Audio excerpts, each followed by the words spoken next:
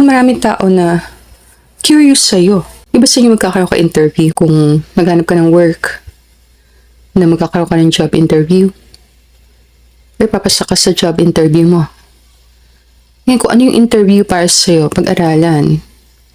Kasi marami tayong ina-applyan, may mga interviews talaga yan Napakita lang dito na may takot ka na baka may masabi kang mali, or may masabi kang di tama. Medyo nako-conscious ka sa paraan mo ng pakikipag-usap. Parang takot lang na magkamali ng sasabihan. Wheel of Fortune, maganda siyang card. Charisma mo sa week na to mataas. May taong masasaktan dahil hindi mo siya papansanan. It's possible very busy pa yung mga Leo, maraming gagawin, maraming taong kailangan kausapin. Yung Three of Swords card yan na heartbreak. Isang tao sa nakaraan na nasaktan mo or nasaktan ka, ang possible makausap mo. Pwede kayo mag-decide na magkabalikan, pwede. Kasi Lover's card yan So, always sa decision na sa'yo na manggagaling. Meaning, possible lang yung week na to sa maraming Leo. Katulad pa rin siya ng mga nakaraang weeks. Kung busy ka na person, busy ka pa rin. Kung marami kang inasikaso, na doon pa rin responsibilities mo. Kung marami kang kinakausap na tao, mas dadami siya sa week na to. Kung busy ka sa social media, mas grabe ang mararamdaman mo sa week na to. Para ka may hinahabol ng mga deadlines, alam mo. May mga ginagawa ka na kailangan maisagawa. So kung leader ka, alam mo yan, busy-busy ka. More lang, kung ano yung nangyayari sa pang-araw-araw, manatili siyang ganon. Mayroon lang parang emphasis. Parang hina-highlight lang na. May something sa love life mo na. Pwede siya maging very dramatic. May sample nito. Magiging na sample. Let's say may karelasyon ka. Pwede sa week na to magkaroon kayo ng problema ng partner mo. Yung possibility. And magkaroon kayo ng konting drama sa gitna ng week. And then, pagtas sa weekend, magkaayos din kayo ng partner mo. Nagkatampuhan kayo and then, pagdating ng weekend, okay na kayo. Para sa mga single, ito yung mapifeel mo ulit yung pain kasi yung person sa nakaraan parang nagtatry siya ulit mag-reconnect. So parang yung mga pain na yun na itinago mo, nararamdaman mo ulit. Hindi mo natin siya tinatawag na trauma. More lang, memory ng heartbreak na alala mo. So pwede may tao sa nakaraan nagbigay siya ng heartbreak na makausap mo. And kung pwede nyo pa ituloy yung connection, then pwede kayong mag-recommit. Mag-commit ulit sa isa't isa. Ngayon, kung unrequited love na siya, like, hindi mo na feel yung person, ayaw mo na sa kanya, then slowly let go mo yung person. Magkakaroon ka ng closure. Kasi marami kang mga past lovers na babalik. Or mga tao sa nakaraan, like, dati mong kaklase, dati mong kaibigan, mga tao na hindi mo na nakita na matagal. Ngayon, kung meron kang disappointment sa nakaraan, yung possibility na sa week na to, mahaharap mo na talaga siya. Pwede man ba sa Wheel of Fortune, sign na to na tama sa tama kang direction. Naghintay ka lang ng timing. Naghintay ka lang ng moment mo.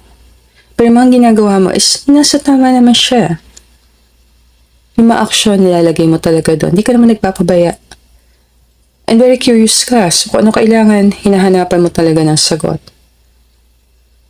Proactive. Hindi ka naghihintay, gumagawa ka action.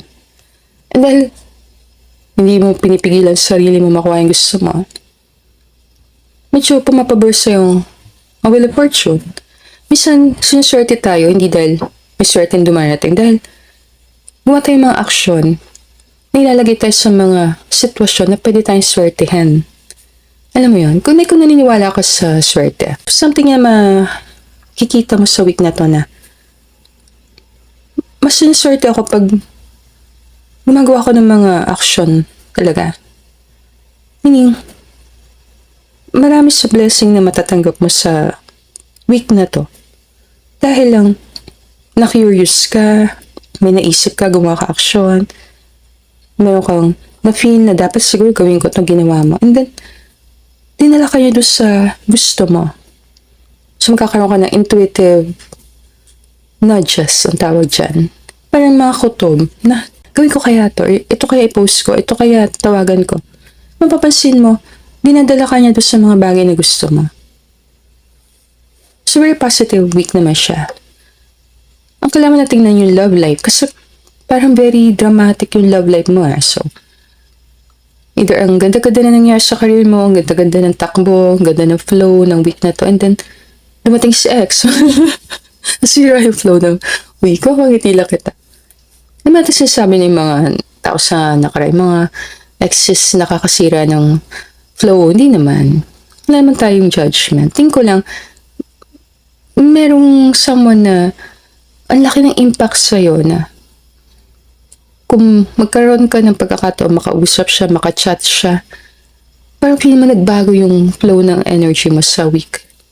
Parang naapektuhan ka. So, iba-iba kayo ng reaction. Iba sa inyo ma-inspire ka. Lalo kang magiging charismatic, lalo kang magpapaganda or mag-aayos.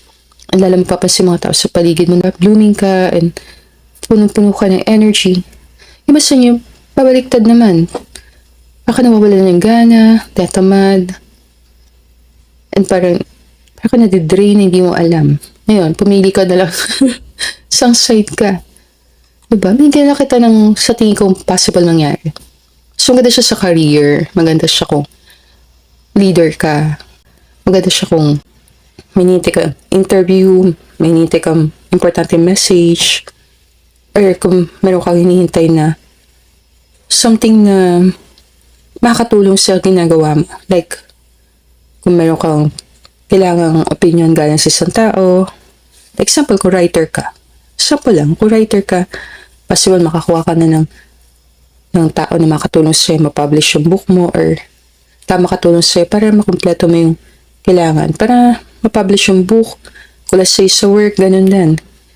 Kung meron kang ginagawa sa trabaho, makahanap ka ng mga tao na makatulong sa'yo para mas gumanda yung presentation mo. Parang ganun ang dating niya. Maganda siya sa work, maganda siya sa career. So, magandang week to para sa mga projects, para sa mga team meetings, para sa mga Leo. Ay kung bala kong pa-interview or mag-interview, medyo magandang week ito para sa'yo. Pagdating na sa love life, medyo may suspense. may something nakakaiba na pwede mangyari. Hindi ko nakakaalam. Sa tingin mo ba sa week na to, magugulat ka? Like, taong gugulatin ka. After niya mag-disappear na napakahabang panahon, magparamdaw siya. Ikaw pa rin nakakaalam.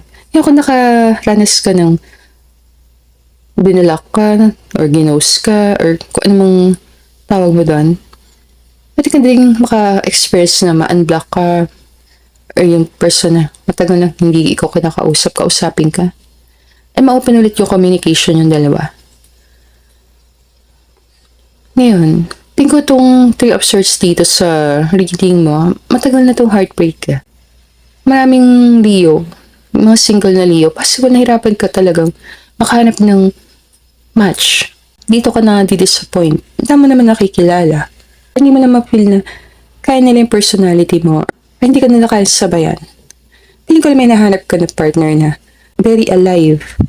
So, ayaw mo ng boring na partner. So, na partner na always on the go, may pagka-achiever. Pakarado ko lang, nahirapan ka sa love. Maraming Leo pa sa nahirapan sa love, nahirapan makahanap ng match. Ngayon, pwede may claim na mahanap mo yung match mo soon. Yung week lang na ito nagpapakita na may tao sa nakaraan na konektado sa'yo. Pwede mag-try, kausapin ka, mag-reconnect. Ngayon, kung meron ka talagang kakausapin galing sa nakaraan, like, may kipag-meet up ka sa mga tao sa nakaraan, like yung mga dati mong kaibigan, pwede yung mangyari sa week na to. Kung atag ka na reunion, pwede din siya mangyari. Kung may mga kaibigan ka sa nakaraan na iimbitahan ka para umattend sa reunion, pwede din siya mangyari. Parang yung mga possible na mangyari is magkaroon interview, magkaroon ng reunion, yung iba, ma-recommit ka sa isang partner, collaboration, yung iba active sa social media. Yes. At pinakamagandang part ng week na to para sa Leo, possible yung weekends. So, kung meron kang mga gagawin sa weekends, possible maganda mangyari doon. Like kung meron kang date sa weekend, meron kang reunion na atanan, may interview, or kung ano man, possible napakaganda ng week na to. Lalo na yung medyo malapit sa dulo, yung sa weekend. Possible maganda sa mga Leo. May card dito, the lovers. Yan yung person na makulit. Ikaw nangungulit sa'yo. May possibility, ang dami mo kasi nakilala, dami mo na-meet, and alam ng person, dami mo nakikilala. So, possible yung person na na-heartbroken siya na baka nakalimutan mo na siya, or nakamubuan ka na. Ngayon, kung feeling mo chinecheck lang niya kung nakamubuan ka na, pwede ka pa rin mag-decide. Kung aware ka na talaga sa connection, pwede mo naman talaga i-let go. Yung pag-aralan, sino yung person na gusto mo rin naman makita na pwede mo makita sa week na to? Yung question na. Ngayon, kung hindi siya connect sa love, pwede din siyang kaibigan na matagal mo nang gusto makita. Ngayon sa iba sa inyo, yung mga tao na talagang hinahanap mo. Channel ko lang kung para kanino. Kung kasi may hinahanap kang taon, missing. Basta may missing na wala. Pwede may claim kita mo siya sa week na to. So kung may hinahanap kang person, nawawala yung person, hindi nyo mahanap kung nasa yung person, pwede mo i-claim na sa week na to, matatagpuan nyo na siya. Pero wala na ako as sa reading, Leo. Bigyan kita ng nakikita ko sa mga cards. Let me know na lang sa comment kung saan part nag-resonate sa reading natin. And if gusto mo ng personal card reading, send mo lang ako ng email sa larisataro@gmail.com or pwede din sa Facebook page ko, Lalisa Tarot. And thank you everyone for watching the video. I'll see you again on our future reading. Namaste.